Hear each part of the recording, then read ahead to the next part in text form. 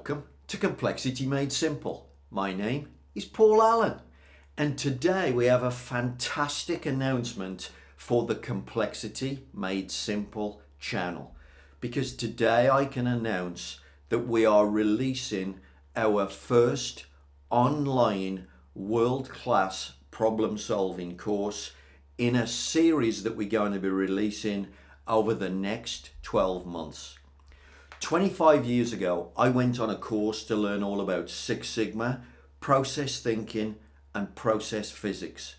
It was a course that transformed my life, transformed my skill as an engineer, and just gave me the ability to walk into anybody's workspace, understand their process, understand their problem, and help me to fix it for them, regardless of any previous process knowledge.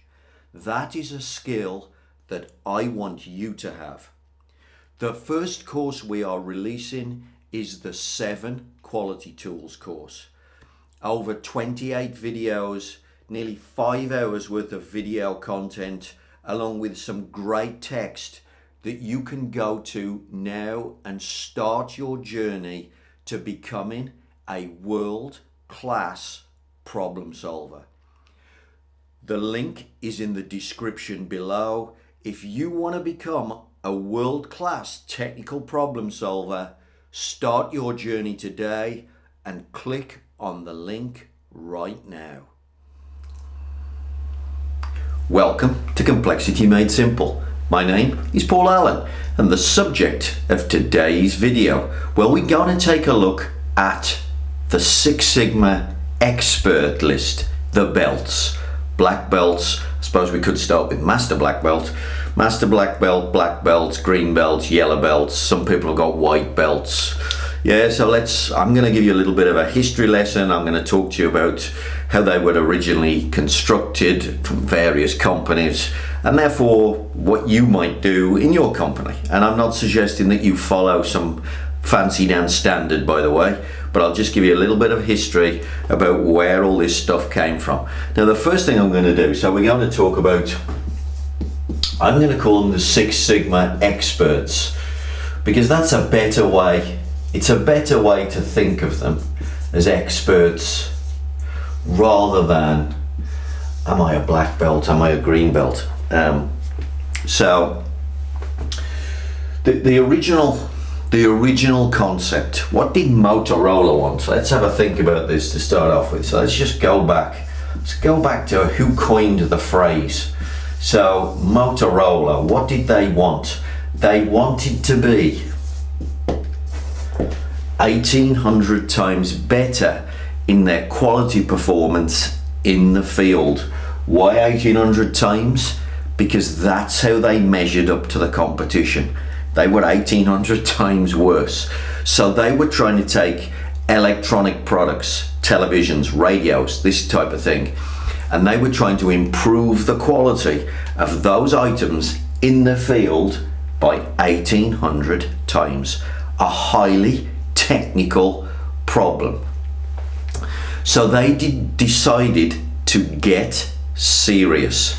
They decided to get serious and take a little bit of advice from the likes of Deming, who talks about having experts trained in statistical techniques.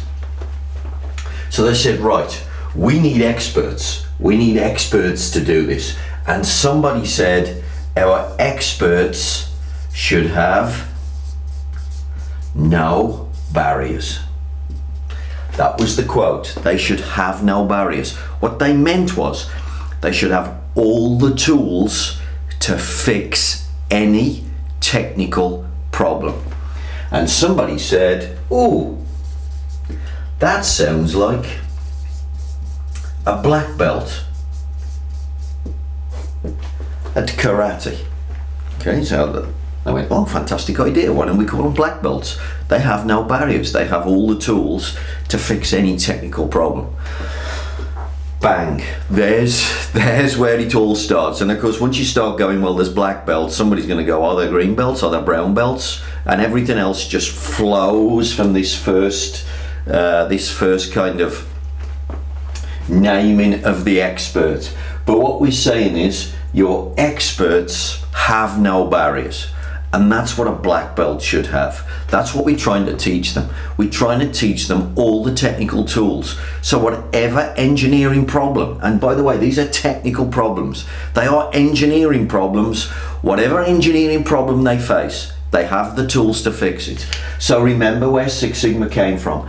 It's technical problem solving. It is world-class technical problem solving. And when you interview a black belt, and you want to know what does he bring to your company, he should be not just the holder of a certificate. That's not the point. This isn't what this was about. This is practical, real. This guy is a world-class technical problem solver. When I was trained as a black belt 21 years ago, I was told I would be worth double my salary, my current salary. And the reason why they were telling me that is because I would be a world-class technical problem solver and go anywhere and fix anybody's technical problem. Okay, if you want to challenge me on that, I'll come to your company and do it for you. But anyway, that's what black belts are. And in order to be serious, Motorola said they've got to be full-time on the job. All they do is solve technical problems. We need to get serious. This isn't easy to do, you know. If we're going to do this, we need to get some experts. We need to get them trained in the best tools, and then we need to make them full-time on the job.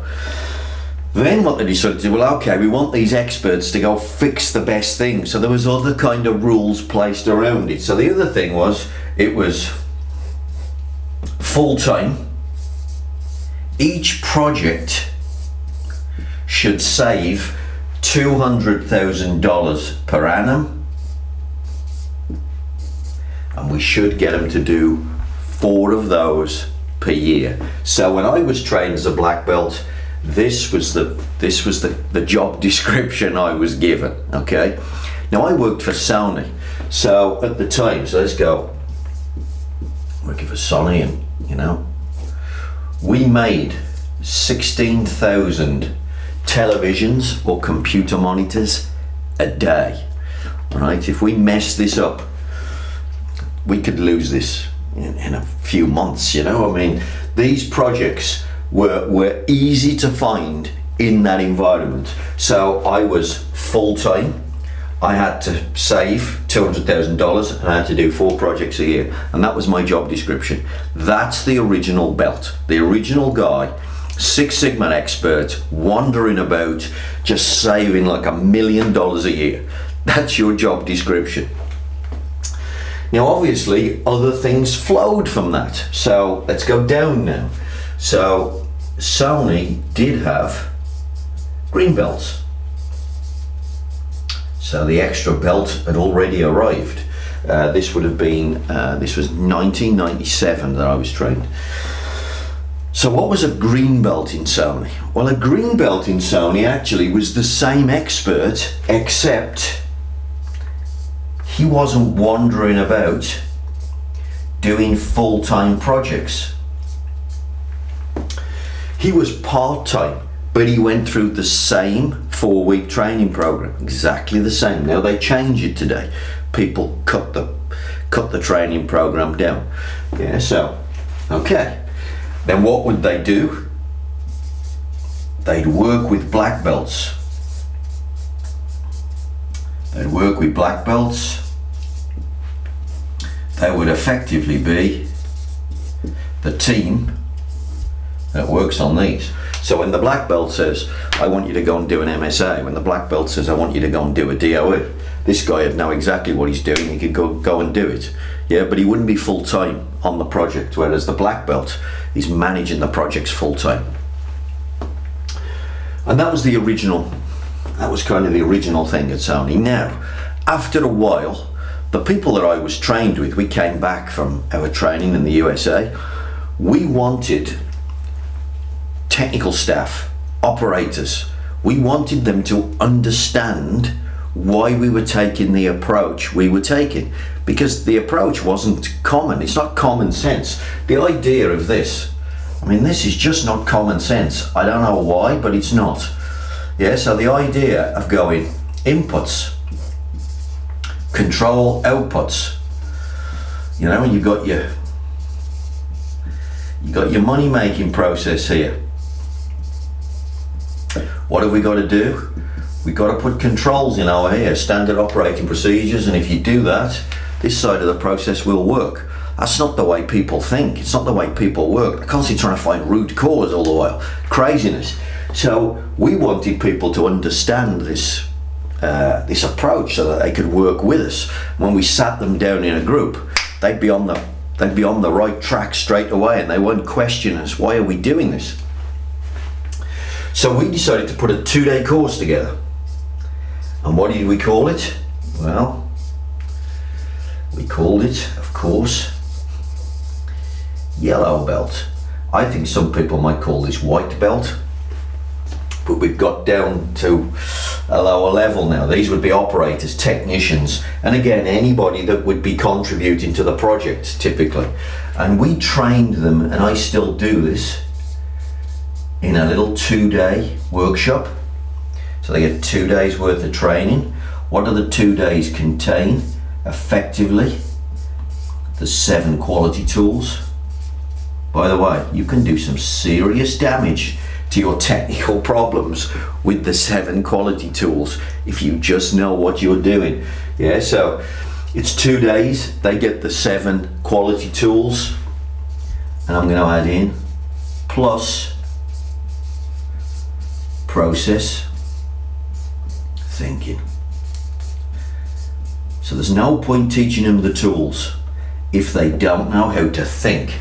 So we're going to teach them this, and then the 7 quality tools, and we're going to call it Yellow Belt. All right. So that's my kind of experience of seeing the black belt, the green belt, the yellow belt. Now, just to kind of finish my story of experience of these things, what do I typically do today? So I would typically be called a master black belt, because what does a master black belt do?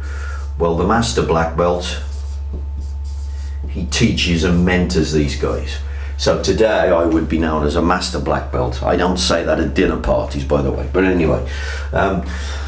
So I would be classed as a master black belt. Now today, what do I typically do? Well, today what I tend to do is what I call green belt training. Partly I call it green belt training because the people that I teach are part-time.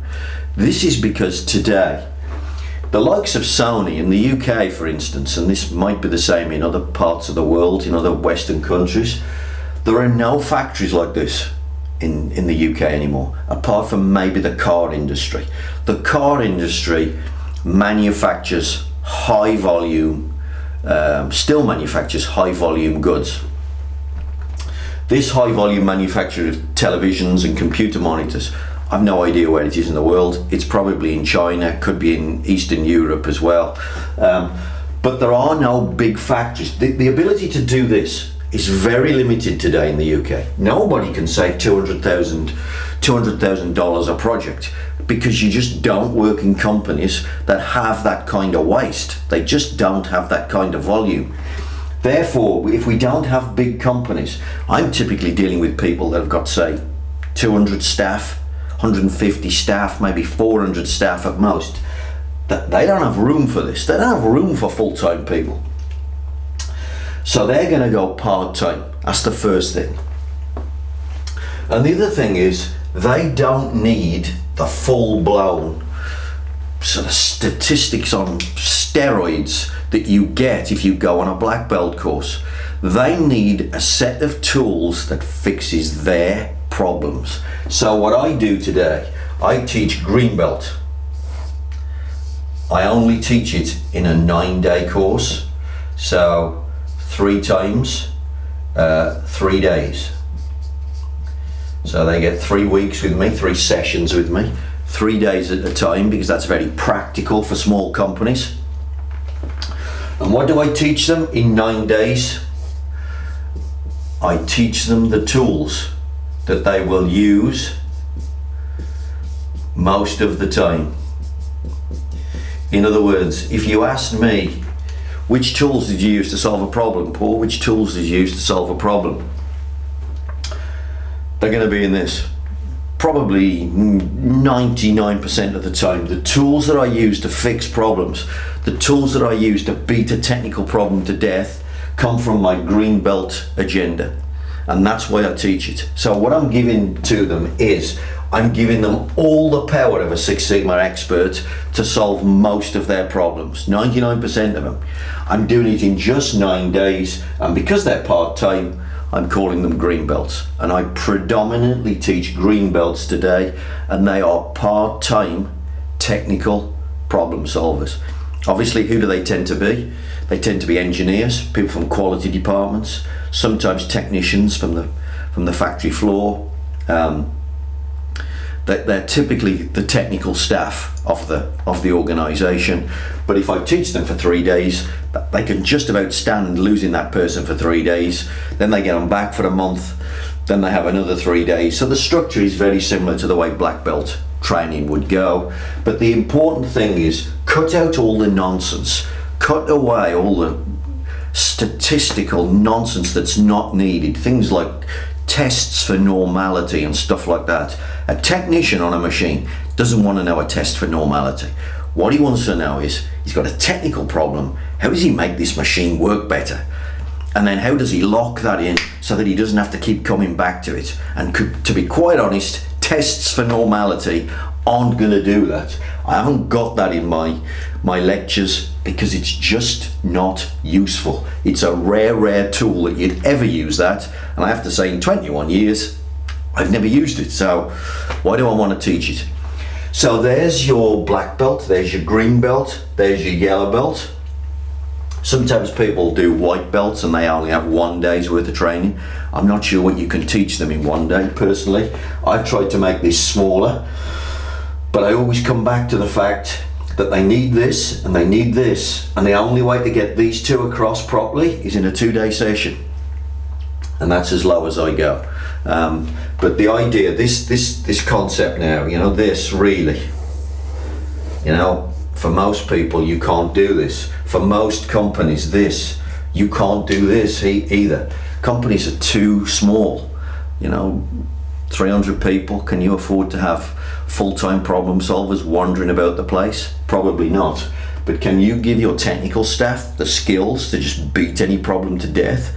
You bet. And I do it via these two. And that's the way the belts get created when I'm providing them into my clients. Now, my advice to you is this. Someone has tried recently, there's been an ISO standard created for this, certainly for black belts, possibly for green belts. I haven't read it, but I know there's been a Six Sigma ISO standard created. There's a standard agenda and a standard definition of these things. I'm not sure why you would want that. Your company is your company. Do you have technical problems? Are you a technical company? Is what you're making highly complex? If the answer is yes, you might need a lot of this stuff. Go get it and go use it. If what you're doing is much simpler, easier to fix, maybe you just need just slightly between these two. And I've done this for companies. I've trained what you might call the in-between yellow belts and green belts.